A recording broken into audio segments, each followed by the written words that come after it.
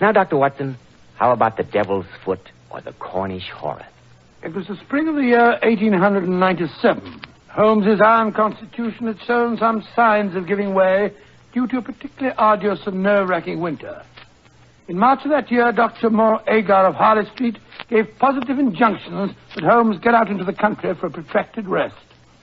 Well, the third week in March found us settled in a small cottage near Poldhu Bay at the further extremity of the Cornish Peninsula. Isn't that rather a bleak country for convalescent, Dr. Watson? Bleak is putting it mildly. I've never known such grim surroundings, but it suited Holmes admirably. He seemed to blossom in that weird and foreboding fog-swept district. Just as natural perverseness, I suppose. Oh, I dare say. Our little whitewashed cottage stood on a grassy headland. From its windows, we looked down upon the whole sinister semicircle of Mounts Bay, that old death trap, with its fringe of black cliffs and surge-swept reefs. In every direction, there were traces of some vanished race which had left as its sole record strange monuments of stone. Holmes spent most of his time pottering round these weird ruins. Everything was going along peacefully until one morning our simple and healthy routine was violently interrupted, and we were precipitated into the middle of a series of gruesome and nerve-shattering events. Quite a surf this morning, eh, Watson? You can see the spray flung up against our windows, and we're a good 100 feet above sea level. I don't think I shall venture out today. Bad weather. Old boy is certainly lashing himself into a fine frenzy. What do you mean, the old boy, Holmes? The devil, Watson. The devil himself. Oh, what are you raving about? Didn't I tell you that the natives hereabouts refer to that seething death trap down there as the Devil's Cauldron? They think the old gentleman himself lives there. How unsettling. Yes, a very interesting superstition. You know, Watson, this locality is supposed to have been the last resort of devil worship in England. Oh, really? Well? Many scientists believe that those huge prehistoric monuments of stone were part of a temple given over to the Prince of Darkness. Preposterous. Oh, I don't know. It's as logical as most of the theories that endeavor to explain their existence. The superstition goes on to say that when the devil was finally driven from his temple, he took refuge in the bay down there. Yes, they claim that on stormy nights you can hear his hoofbeats as he races up and down the rocks. Holmes, what are you trying to do? Give me a case of nerves? Hello, what's this? What's this? Someone is running up our path, his cloak flapping about like a giant bat. Why, it's that Tregennis fellow, the one who boards with the vicar. Mortimer Tregennis, eh? I wonder what's happened. Face as white as a sheet. Couldn't look more upset if he'd seen Beelzebub himself. Open the door, Watson. Mr. Holmes, thank heaven I find you at home. The most terrible thing has happened. I can scarcely believe it. Oh, sit down, my dear fellow, sit down. That's better. Now, perhaps you can tell us what has happened. My family, my sister, we were playing cards. Oh, slowly now, take your time. My family, my sister and my two brothers. It's too terrible.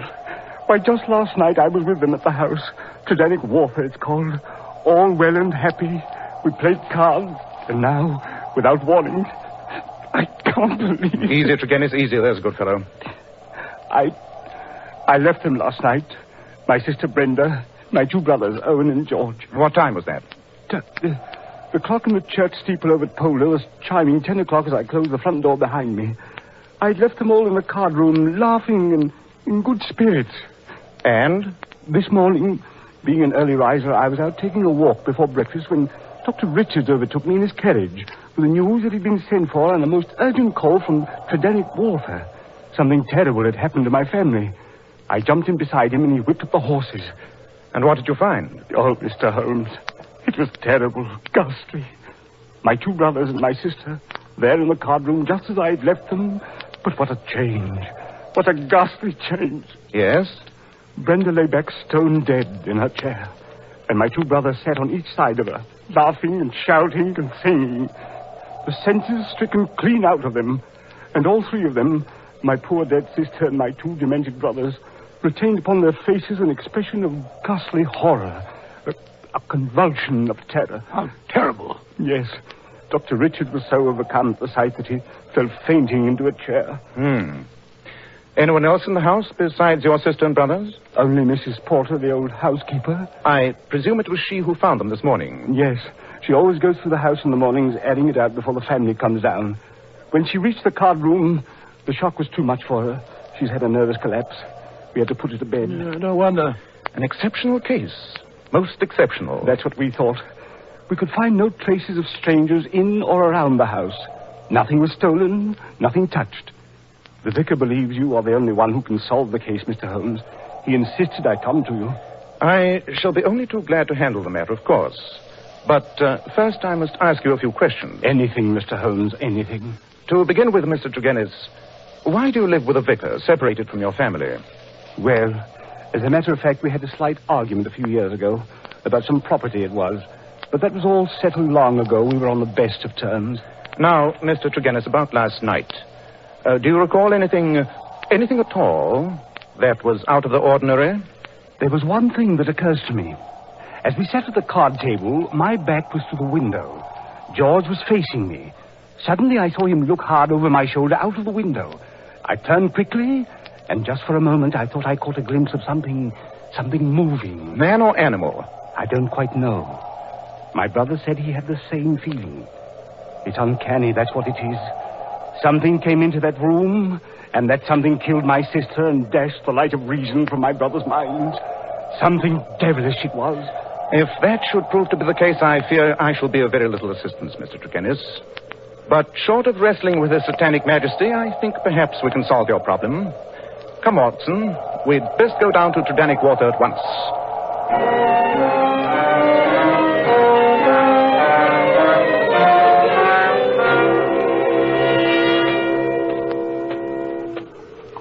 This is the house, Mr. Holmes. Whose carriage is this coming down the drive with the blinds down? There's somebody in it. Listen.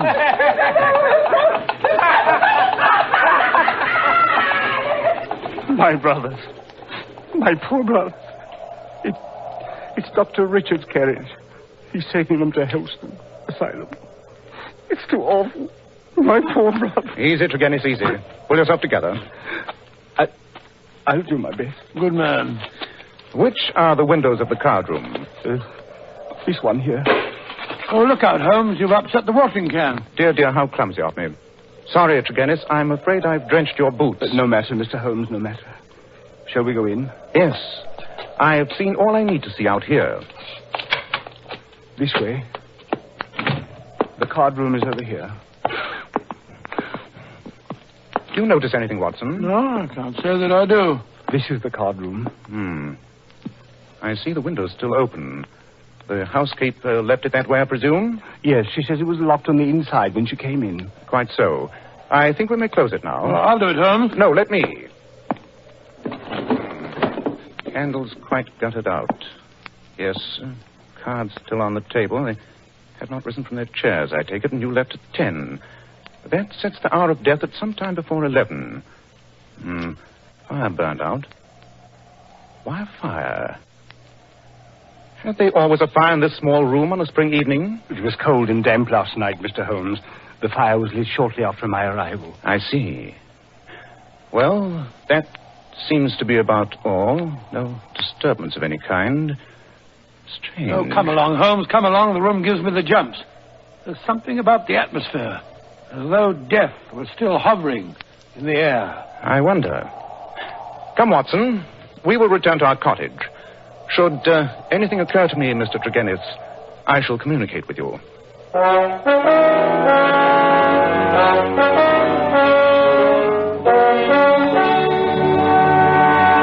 It won't do, Watson. It won't do. All the facts are negative. Well, do you think Mr. Tregennis' account of his actions last night was truthful? Quite, Watson. Quite. You remember the incident of the spilt watering can? I did that to obtain an impression of his foot. I take it you succeeded? I did. With that print as a sample, I was able to trace his movements last night. His story is correct. He left the house at about 10, went straight back to the vicarage and did not return. Nor did anyone else enter or leave that house. Then it must have been the man or animal they thought they saw in the bushes. He must have returned and frightened them to death. There was no such man or animal, Watson. Last night was a dark night. Anyone who had the wish to frighten these people would be compelled to put his face against the glass before he could be seen. Well? There is a 3-foot flower border outside the card room window. But there are absolutely no footprints there. Yes, but that It means... means Mr. Tregennis' sister and her two brothers were alone when death struck the sister down and drove the brothers insane. But, Holmes, that would be supernatural. I hope not, Watson. Look, here comes another visitor up our path. Stranger this time. Big, savage-looking fella. That, my dear Watson, is none other than the famous Dr. Leon Sterndale. Sterndale, the lion hunter and explorer? Exactly. Oh, that's what's he doing in this neighborhood? Oh, I've heard he owns a little cottage about 5 miles down the coast. They tell me he lives there absolutely by himself when he isn't off on one of his expeditions. Never mind, Watson. I'll do the honors myself. Come in, Dr. Sterndale, come in. Mr. Holmes? Yes, and this is my friend, Dr. Watson. How do you do? How do you do? Mr. Holmes, I've come to you about the tragedy at Titanic Water. The police are utterly at a loss. You have a keener brain. Pardon me, Dr. Sterndale, but why are you so concerned in this affair? Well, you see, during my many residences in this locality, I've come to know the family of Tregennis very well. I see. Their horrible fate has been a great shock to me, Mr. Holmes. I'm so sorry. As a matter of fact, I was on my way to Africa. I got as far as Plymouth when the news reached me this morning. I came straight back to help in the inquiry.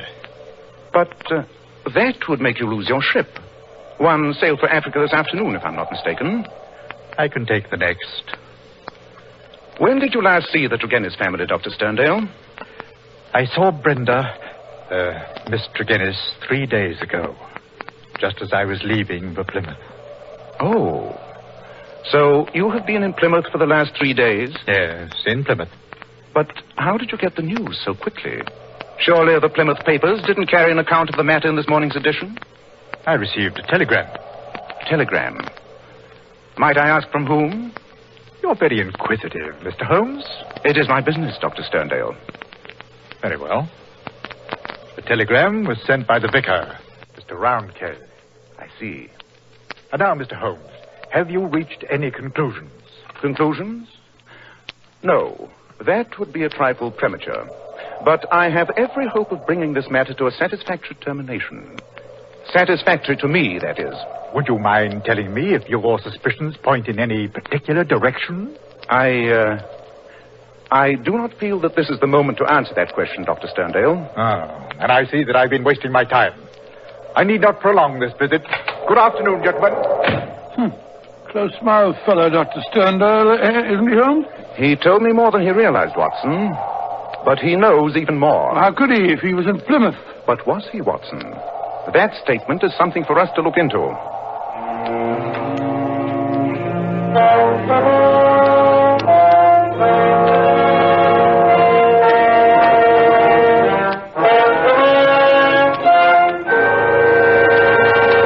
In just a moment, we'll rejoin Sherlock Holmes as he endeavors to solve the strange mystery of Titanic Water. But first, men, remember, if you want to keep your hair handsome and healthy looking, one of the first requisites is a hygienic scalp. So why settle for just any hairdressing when you can enjoy the extra advantages of a highly specialized hair tonic like Kreml? Kreml contains a special combination of hair grooming ingredients which is found in no other hair tonic. This is why it keeps unruly hair neatly in place longer with a rich, healthy-looking luster. Yet Kreml never gives hair that cheap, greasy patent leather look. It never leaves hair feeling sticky, gummy, or dirty. Your hair and scalp always look and feel so clean with Kreml. And if your hair is so dry it breaks and falls when you comb it, start using Kreml at once. Let it make your hair feel softer, more pliable, and look as if it had some body to it. Kreml is also fine to lubricate a dry scalp. At the same time, it removes dandruff flakes. A quick massage with Kreml helps stimulate the cutaneous circulation of the scalp. Notice how alive, how invigorated your scalp feels. So for better groomed hair, a more hygienic scalp, change to Kreml at once. Buy a bottle of Kreml at any drug counter. Ask for an application at your barber shop. Kreml, Kreml Hair Tonic.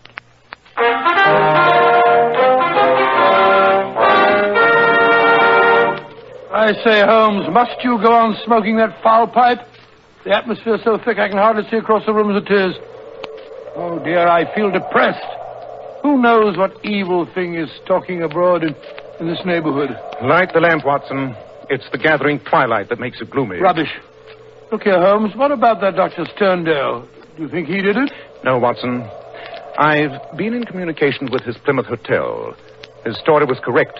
He had been there for the past 3 days, and he did receive a telegram from the vicar this morning. Oh, and he couldn't possibly have had anything to do with the Turgenis tragedy last night. Quite. I didn't think he had a connection with the tragedy. But there is a connection with... Now what? Mr. Holmes! Oh, Mr. Holmes! Open the door, Watson. Ah, my dear vicar, come in, come in. Dear me, you look as though you'd seen a ghost. It's tracked him down. The curse of the family. He's dead. Dead with that same look of terror on his face. Who's dead? Mortimer Turgenis. In his study at the vicarage. Great Scott. My servant found him there, sitting beside his table, his face turned toward the window, and distorted with that same convulsion of fear that marked the features of his sister. Oh, my poor parish. Satan himself is loose among us. We are devil-ridden, Mr. Holmes. Devil-ridden.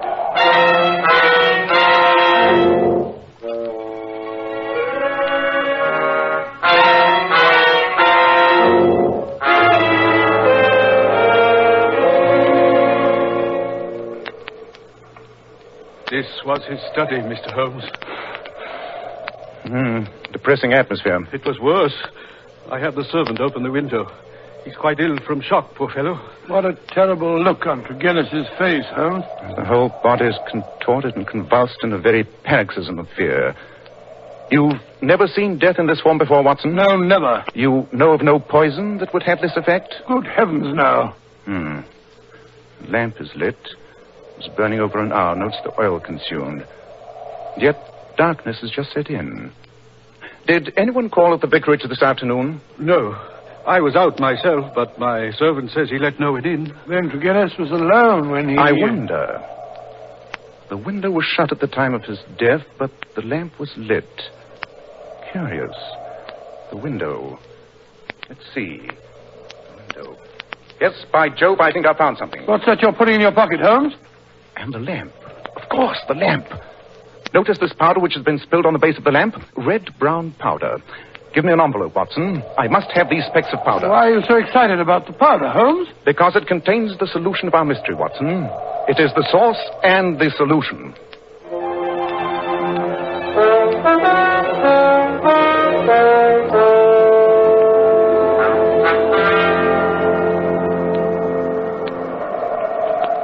Holmes, you haven't touched your supper. What a foul night.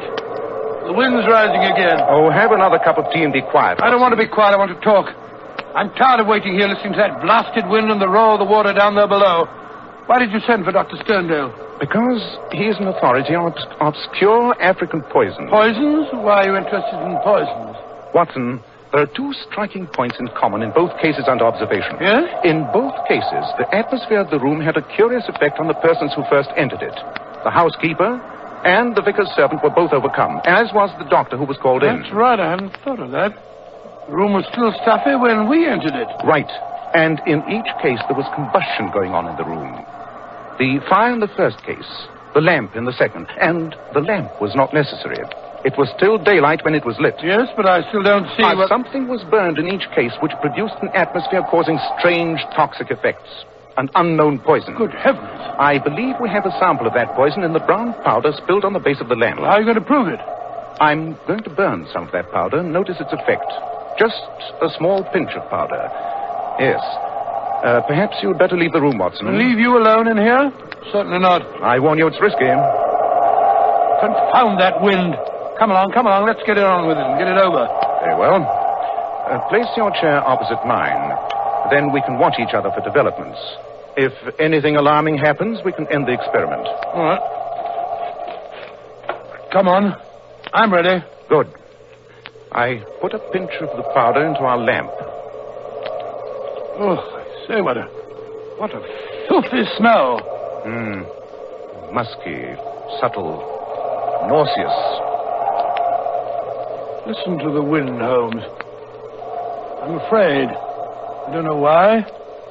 That wind. I can feel my hair rising. Holmes, do you see it? That cloud bank, whirling, black and sinister. It's monstrous. It's concealing something too wicked to imagine. Holmes, it's coming nearer and nearer. Can't you smell it? Sulfur and brimstone. You hear that, Holmes? It's hoofbeats. Hoofbeats. I know what it is. I can see it. I can't stand this. It's too terrible. Holmes! Watson, for the love of heaven, don't get in. Don't breathe. I'll smash the window. I'll smash... There. That's better. Breathe in, Watson. Breathe it in. It's good, clean air. Whew. By Jove, what a narrow escape. I had no idea it was so powerful. I thought I saw... I know. It's a poison that affects the nerve centers of the imagination. The strain is enough to kill a man or drive him crazy. Hello, there's someone knocking at the door. So that's what I heard. Air seems cleared out. Good thing there was a high wind. I'll close the shutters and draw the curtains. Watson, can you open the door now? Yes, I think so. Phew, my knees are still shaking. Good evening, Mr. Holmes. You sent for me? Yes. Come in, Dr. Sterndale. Come in. You look rather pale, both of you. Yes. We've just been conducting a little experiment with the poison that killed Tregennis. You? Yes, Dr. Sterndale. Perhaps you'd like to tell us why you killed Mortimer Tregennis. I? Preposterous. You can't prove it. No. Let me tell you how you did it. You came over to the vicarage late this afternoon. You didn't want anyone to know you'd visited Tregennis. He was to let you in himself. But how could you attract his attention? You brought some pebbles with you, pink pebbles from a heap beside your house. You threw these at the study window, where you knew Tregennis was working. I found some of these pebbles on the windowsill. Tregennis came downstairs, let you in himself.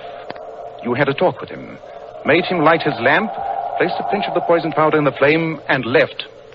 You're right, Mr. Holmes. I did kill Mortimer Tregennis. But I'm not guilty of the other atrocity. I swear I'm not. I believe you, Dr. Sterndale. But you know who did it. Perhaps you'd better tell us about it. Very well. It was Mortimer Tregennis. What? He admitted it before he died.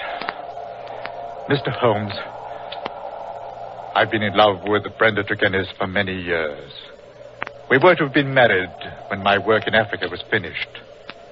I've lived so long in places where man is a law unto himself. He killed Brenda in cold blood. He killed her. I have nothing else to live for.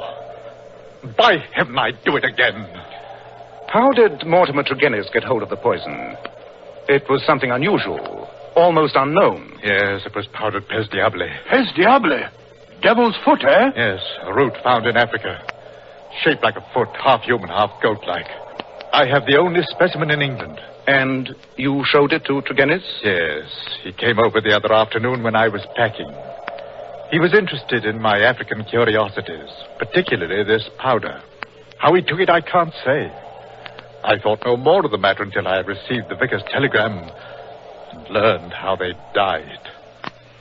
I returned at once. Looking into the tragedy, I was convinced Mortimer Tregennis was the murderer, that he'd done it to gain control of the family fortune. There was the crime, but what was to be his punishment? What jury would believe such a fantastic story?